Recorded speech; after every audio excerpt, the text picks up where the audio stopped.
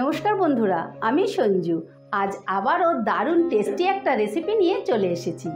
আজকের recipe soya paneer tikka মশলা। ঠিক আছে, তাহলে তোমরা দেখতে থাকো রেসিপিটা আমি ঠিক কিভাবে করছি।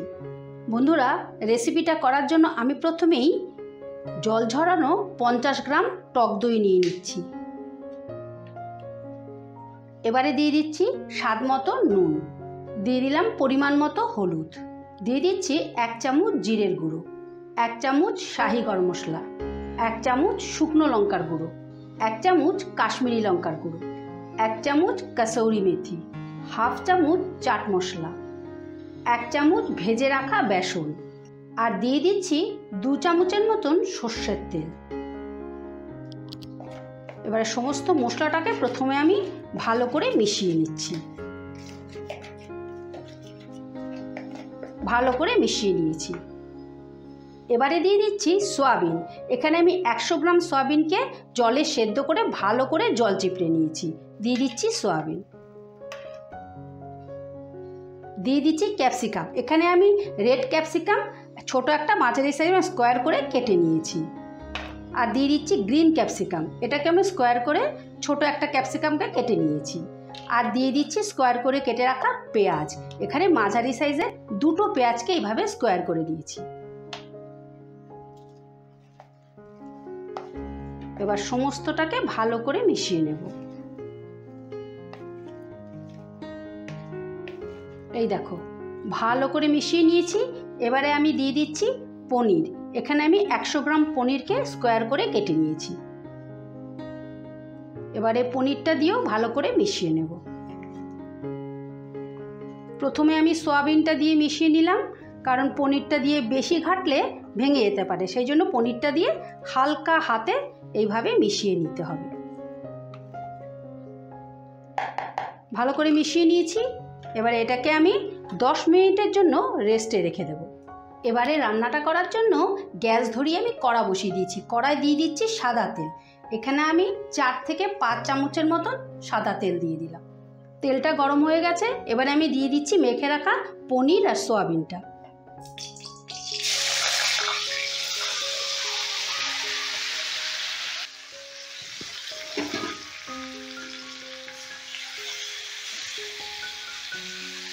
এবারে এই পনির আর সয়াবিনটা আমি ভালো করে ভেজে নেব। ততক্ষণ ভাজতে থাকবো যতক্ষণ মশলাটা শুকিয়ে পনির আর সয়াবিনের গায়ে ভালো মতো না লেগে যাচ্ছে, ততক্ষণ আমি ভাজতে থাকবো। আর তেলটা গরম করে নিয়ে তোমরা কিন্তু অবশ্যই আঁচটা মিডিয়ামে দিয়ে নিও, না হলে কিন্তু পোড়া লেগে যাবে। এই দেখো বন্ধুরা, আমি ভালো করে ভেজে নিয়েছি। মাখাটার থেকে তেলও ছেড়ে দিয়েছি, কিন্তু একটু সামান্য রসা রসা আছে, তাই আমি আরও 2 মিনিটের মতো ভেজে নেব, আর একটু শুকিয়ে নেব। এই দেখো, আমি ভালো মতো ভেজে নিয়েছি, আর মশলাটাও সয়াবিন আর পনিরের সঙ্গে ভালো করে মেখে গেছে। এবারে এটাকে আমি তুলে ফেলব। এবারে ওই কড়াতেই আমি দিয়ে দিচ্ছি 2 চামচের মতো সাদা তেল। তেলটা গরম হয়ে গেছে। তেলে আমি দিয়ে দিচ্ছি ফোড়ন, দিয়ে দিচ্ছি জিরে ফোড়ন, আর দিয়ে দিচ্ছি একটা শুকনো লঙ্কা। ফোড়নটা একটু সামান্য ভাজা ভাজা করে নেব। ফোড়নটা ভাজা হয়ে গেছে। এবারে দিয়ে দিচ্ছি বড় সাইজের একটা পেঁয়াজকে এইভাবে কুচিয়ে নিয়েছি। এবার পেঁয়াজটাকেও আমি হালকা করে ভেজে নেব। পেঁয়াজটা হালকা করে ভেজে নিয়েছি। এবারে দিয়ে দিচ্ছি আমি আদা রসুন বাটা। এখানে 2 কোয়া আদা আর 7-8 কোয়া রসুন আর 5-6টা কাঁচা লঙ্কাকে একসাথে বেটে নিয়েছি। এবারে এই মশলাটাকেও আমি ভালো করে কষে নেব। যতক্ষণ আদা রসুনের কাঁচা গন্ধটা না যাচ্ছে ততক্ষণ আমি কষে নেব। মশলাটা ভালো করে কষে নিয়েছি। এবারে দিয়ে দিচ্ছি টমেটো। এখানে আমি 2টো টমেটোকে এইভাবে বেটে নিয়েছি। একটুখানি কষিয়ে নিয়েই আমি দিয়ে দেব গুঁড়ো মশলা। এবারে দিয়ে দিচ্ছি গুঁড়ো মশলা, দিয়ে দিচ্ছি স্বাদ মতো নুন, পরিমাণ মতো হলুদ, 1 চামচ জিরের গুঁড়ো, 1 চামচ ধনের গুঁড়ো, 1 চামচ শুকনো লঙ্কার গুঁড়ো, 1 চামচ কাশ্মীরি লঙ্কার গুঁড়ো, হাফ চামচ শাহি গরম মশলা।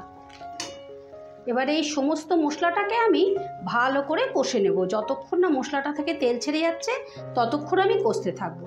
আর বন্ধুরা, তোমরা কিন্তু ঝালটা তোমাদের পছন্দ মতন দিও।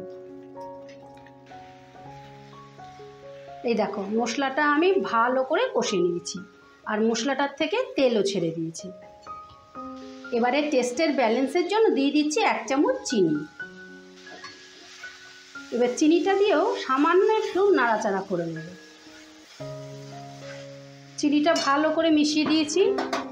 এবারে গ্রেভির জন্য দিয়ে দিচ্ছি জল। আমি এই কাপটার 1 কাপ জল দিচ্ছি।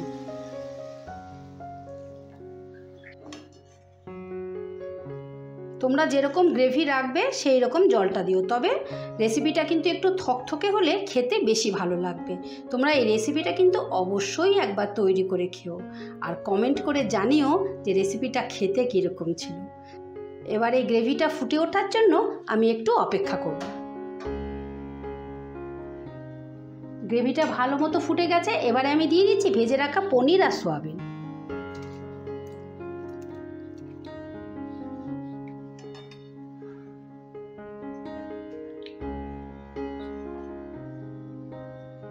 এই দেখো কত সুন্দর দেখতে হয়েছে না?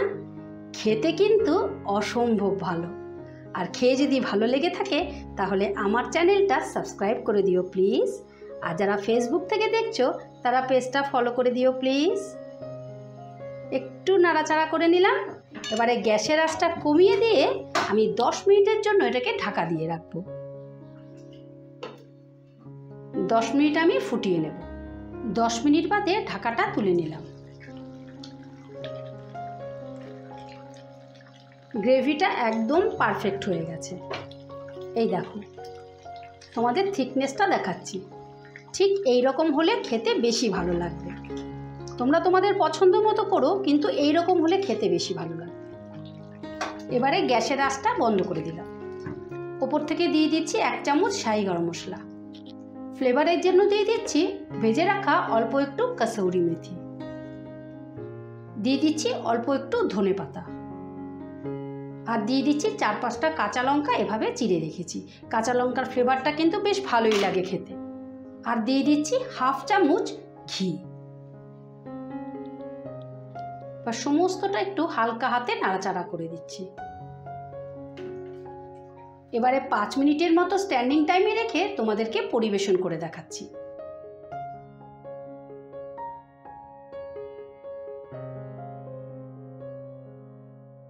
এই দেখো বন্ধুরা, সোয়া পনির টিক্কা মশলা ফাইনালি রেডি। এই রকম নিত্য নতুন রেসিপি দেখার জন্য আমার চ্যানেলটা ভিজিট করে আসার অনুরোধ রইল। আমার চ্যানেলে এই রকম নিত্য নতুন রেসিপি আসতেই থাকে। ঠিক আছে, তাহলে আজ আসি। কাল আবারও কোনো নতুন রেসিপি নিয়ে হাজির হব। ততক্ষণ তোমরা সকলে ভালো থেকো, সুস্থ থেকো। টাটা।